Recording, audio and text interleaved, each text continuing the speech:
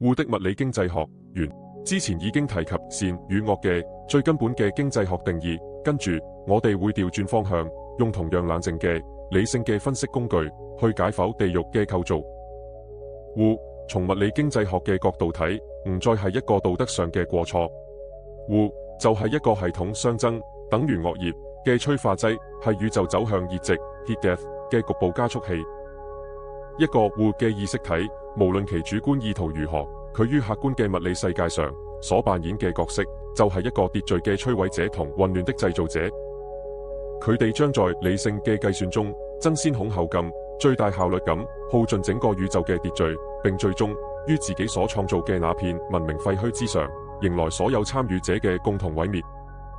而一個意識體在其物理載體死亡之後，其最真實、最赤裸、最客觀嘅信息結構形態將被徹底地、無可辯駁地暴露在X空間嘅基礎法則面前。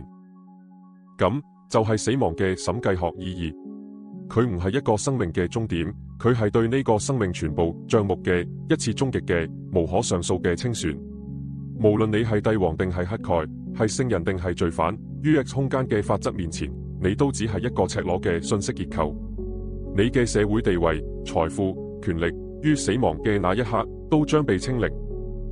所以，於X空間下哲理嘅希特勒靈魂，相信其意識已在第4與5空間邊緣，自我撕裂、極度集中嘅破壞性能量，類似臨界狀態嘅核材料，被排斥、集中而扭曲能量在和諧嘅X空間中引發劇烈嘅排斥反應，永久自旋。由於能量過度集中，導致高頻率自旋狀態快速耗散至將力歸零，但亦無法回到第5空間。